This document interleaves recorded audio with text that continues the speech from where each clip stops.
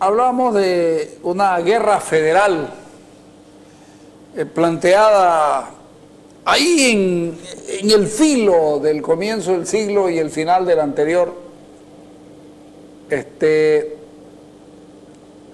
La Paz se levanta, los departamentos del norte, digamos, pero en realidad es La Paz, el poder paceño, se levanta contra el sur y sobre todo contra Chuquisaca para llevarse la sede de gobierno y la radicatoria de la sede de gobierno a la ciudad de La Paz.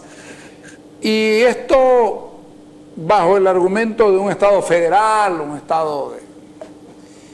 Hubo una guerra que se llamó la Guerra Federal, pero vaya uno a saber si hubo o no hubo una guerra federal como tal.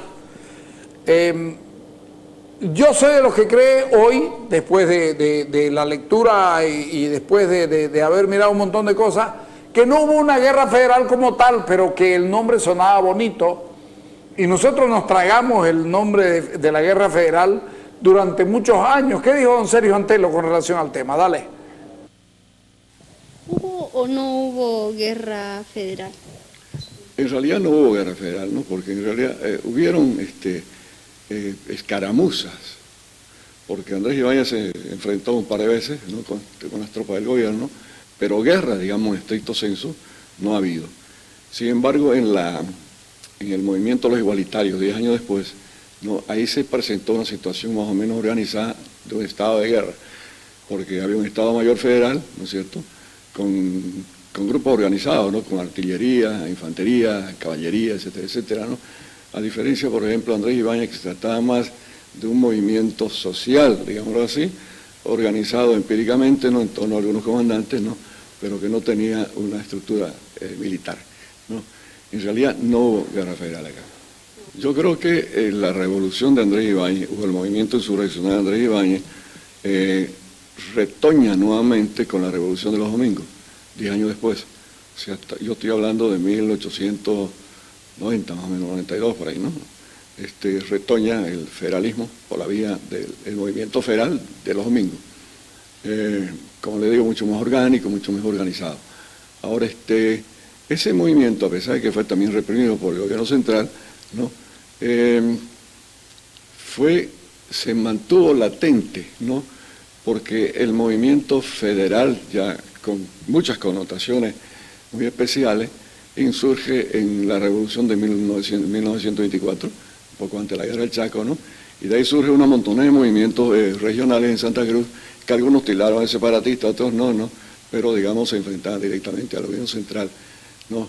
El año 24, 1924, hubo un movimiento importante en Santa Cruz, ¿no?, con enfrentamiento armado, ¿no?, pero que no tuvo capacidad de triunfar por la incapacidad, digamos, por la incapacidad bélica, ¿no? ¿Qué nos puede quedar de todo este proceso del aporte en sí de don Andrés Ibáñez? Yo creo que ha sido una lesión histórica muy importante, ¿no?, porque Santa Cruz no tiene grandes figuras, digamos, que expresen un sentimiento político ideológico, ¿no? El cruceñismo ha sido históricamente un movimiento vacío de contenido, sin mucha ideología, a diferencia, por ejemplo, de la Revolución de los Domingos, de la Revolución del 24 y la Revolución de Andrés Ibáñez, que sí tenía un contenido político ideológico, ¿no? El igualitarismo, por ejemplo, era una, como le expliqué, ¿no?, era una tendencia socialista, ¿no?, utópica, ¿no?, no era un socialismo científico al estilo, digamos, de Carlos Marx, ¿no?, ni mucho menos, pero era un socialismo presentado en esos términos, ¿no? Yo creo que todos estos movimientos se pueden ensamblar, ¿no?, en uno solo prácticamente, con connotaciones distintas, por supuesto, en uno solo que concluye después de la Guerra del Chaco. Después de la Guerra del Chaco, digamos, el gobierno central, temeroso de que Santa Cruz se vaya del país, intervino Santa Cruz, o sea, intervino políticamente en Santa Cruz, reprimió Santa Cruz, ¿no?, a los efectos de que los movimientos federalistas, autonomistas o secesionistas, digamos, no avancen, o sea, queden ahí, ¿no? ¿Usted cree que hay algo que todavía nos queda en el país de esta corriente planteada por Andrés Ibáñez? Yo creo que sí, porque digamos, yo tengo una página de internet, ¿no?, para hablar precisamente de estos temas, ¿no? Y yo le podría garantizar a usted que una encuesta de opinión, sencillamente, así elementalmente hablando, no menos del 20% de la población se declararía federal, ¿no? Así sin preguntar mucho, digamos, ¿no? Si hubiera una campaña favorable, una campaña bien montada, ¿no? Hay encuestas que se han realizado aquí, ¿no?, donde se demuestra claro efectivamente que el 32% de la población de Santa Cruz es más que federal, ¿no? Entonces, digamos, estas ideas han prendido en la conciencia social, ¿no?, aunque los sectores, las clases dominantes, a veces no les conviene sacarlo. Lo han sacado, lo han utilizado instrumentalmente, pero no lo han cultivado, digamos, ¿no?, porque no les conviene.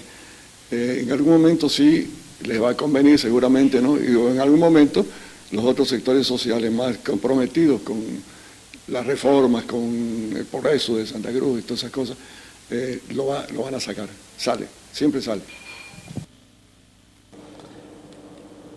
La verdad es que lo va desafiando a uno esto, y lo va desafiando en el sentido de que cuando uno habla de la guerra federal, en Santa Cruz hay un movimiento federal muy fuerte, efectivamente, en 1891, con lo que se llama la Revolución de los Domingos, y uno dice, ¿qué fue? ¿Por qué? Porque era don Domingo Ardaya y don Domingo Ávila, que son los líderes de la revolución. Da la casualidad que uno se llamaba Domingo Ardaya y el otro se llamaba José Domingo Ávila, que llegan a tener una junta gobernativa, que llegan a emitir moneda de los estados federales. O sea, no era poca cosa. Hay toda una cuestión que tenemos que investigar y que tenemos que trabajar y que tenemos que debatirla porque ya es tiempo de que hablemos de esto a partir de un hecho como el fusilamiento de Andrés Ibáñez. Ok, no nos vamos a quedar en el fusilamiento de Andrés Ibáñez. ¿Por qué lo fusilan? ¿Por qué las cosas se dan como se dan? ¿Por qué en este país las cosas son como son? ¿Por qué el centralismo termina adueñándose del nombre de alguien por lo social y no por la propuesta? Pero en la propuesta la emboscan, la manipulan, la propuesta, y dice, nosotros estamos haciendo autonomía, y no están haciendo autonomía, y no están haciendo federalismo, y son centralistas.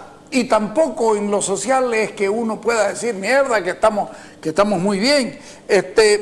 Esa guerra federal boliviana, la famosa guerra civil de 1898, si no me equivoco, porque no soy muy bueno con las fechas, es la famosa guerra de liberales contra conservadores, los liberales paceños, los conservadores chuquisaqueños, que también la vamos a ir hablando. Yo les garantizo que este año vamos a volver sobre estos temas y probablemente tengamos hasta mesas redondas para hablar de esto porque va a valer la pena. Cuando volvemos, hablamos con Carlos Hugo Molina en la nota que habla de la elección de los diputados y de todas estas cuestiones sobre Andrés Ibáñez. Dale.